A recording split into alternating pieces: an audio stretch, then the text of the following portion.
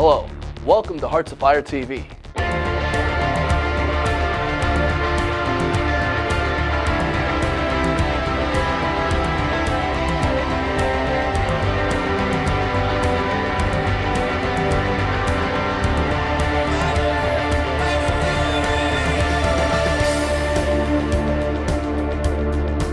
Hello, we're here at the Experience God Conference, and I'm with our guest, Cooke. And I'm going to be interviewing and asking Graham to share just a little bit about what we talked about earlier today. So, Graham, I wanted to ask you to share about what you're doing with human trafficking. I'm an ambassador with an organization called Not For Sale. And I like these guys for a whole bunch of reasons. The first time I met them, they were all hanging out in Starbucks. That was their office. And because they had great Wi-Fi and coffee.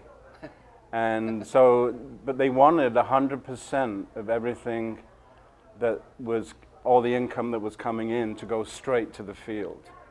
And that's still their goal now, even though we've got businesses now who are sponsoring a building and all that kind of stuff. Still, all of the donations go straight to the field.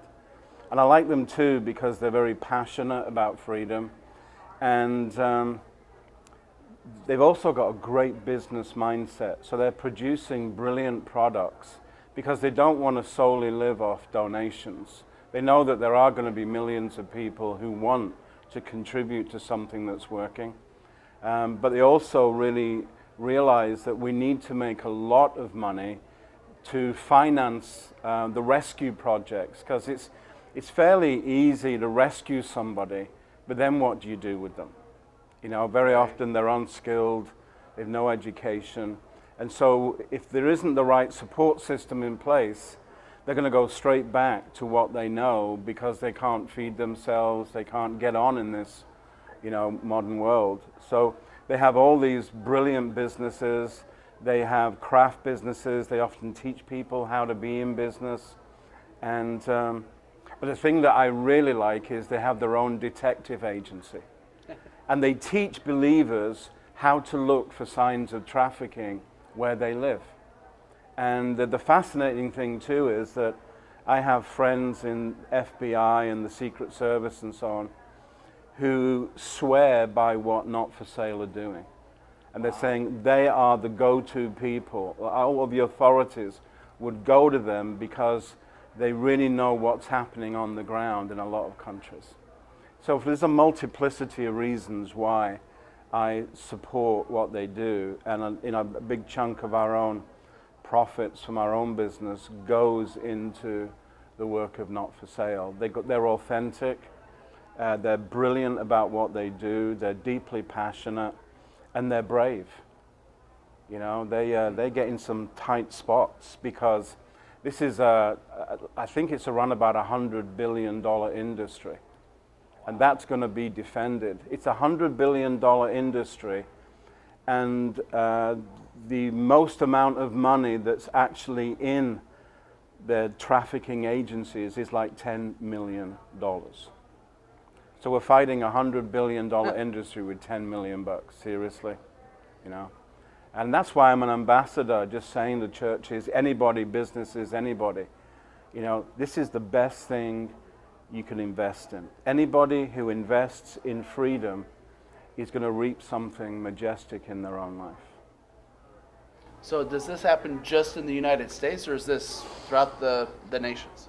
Throughout the world, they're in Eastern Europe. There's a huge trafficking ring in Eastern Europe, out in Asia, in Africa, in South America, and they reckon there's probably around 100,000 slaves in America right now. Wow. And we're supposed to be a free nation.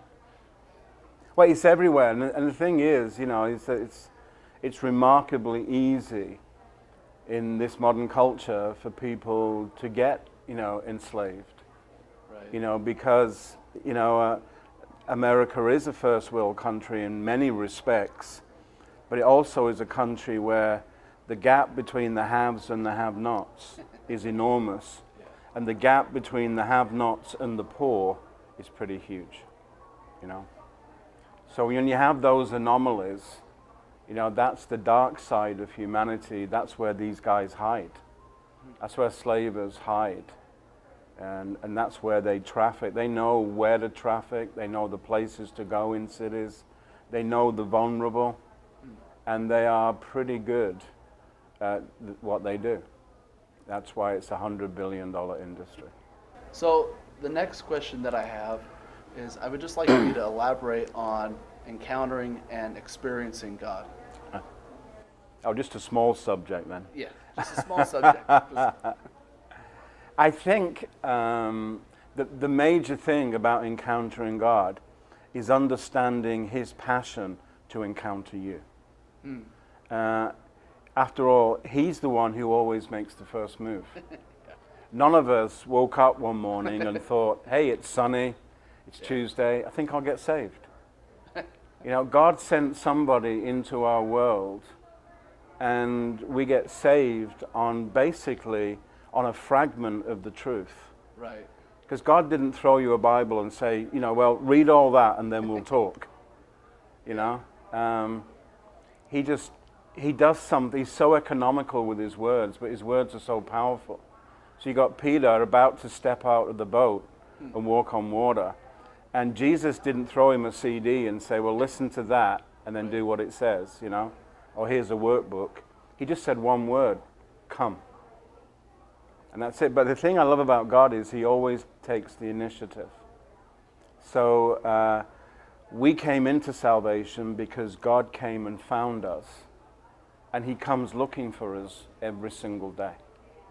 And I love that. So the prime way to really get your head and your heart in sync about encounter is to understand the desire in God's heart to be with you.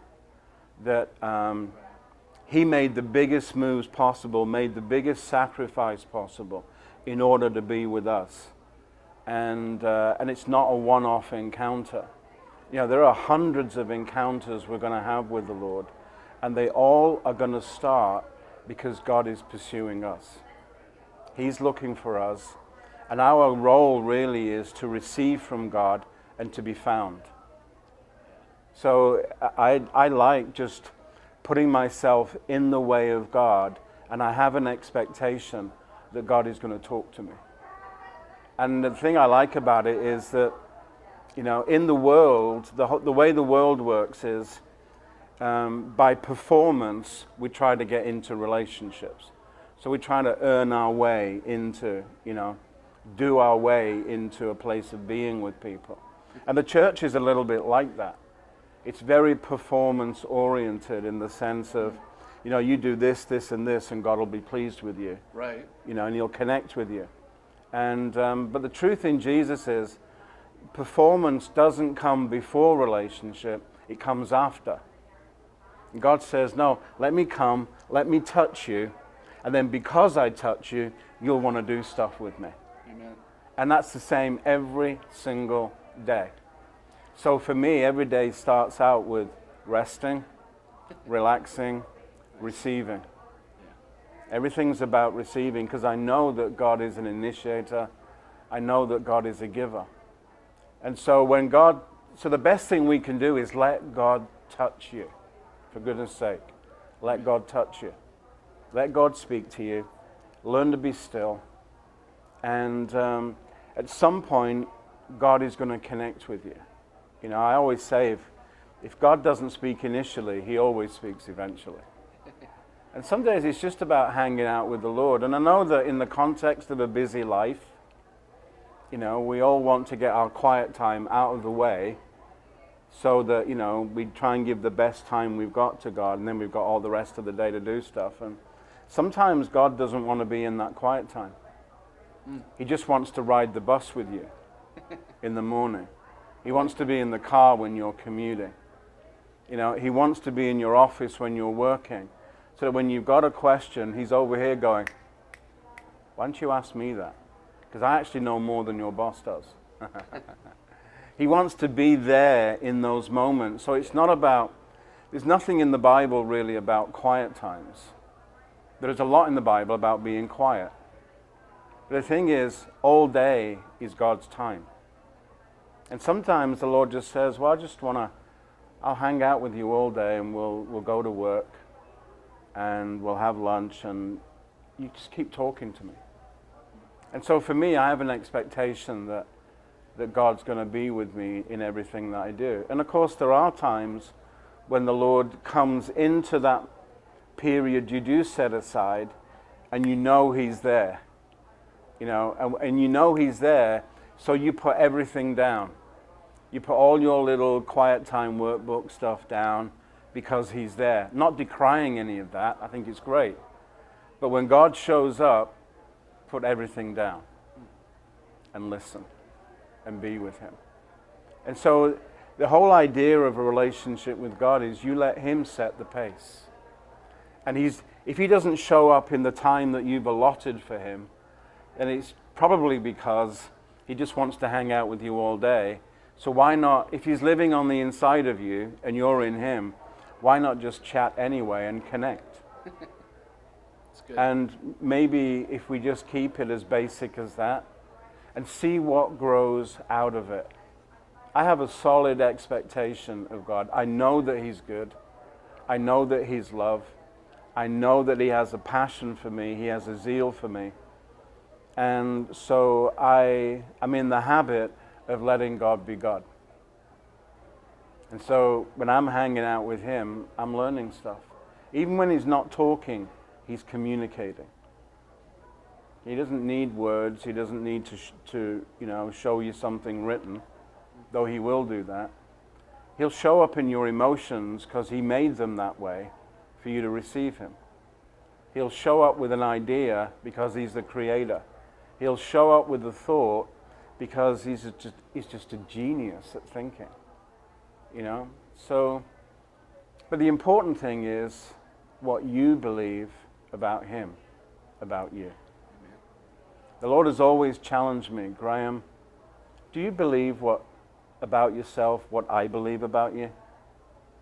Or sometimes you'll say, I say, you haven't been around for a week, and He said, well, you're so disconnected right now because you don't believe what I believe about you.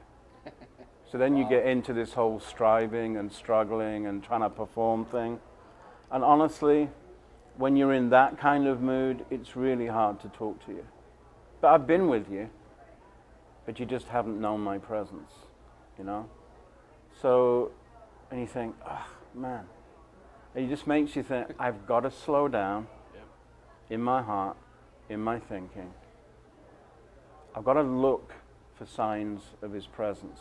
Because if the Lord said, I'll never leave you and never forsake you, then the brilliant question is, how do you seek the Lord when He's always there? That's a great question.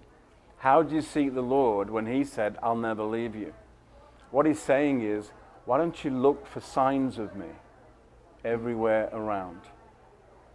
Ask me where I am. Ask me what I'm in. If I'm with you, look for signs of me. And if you see me, come and stand next to me.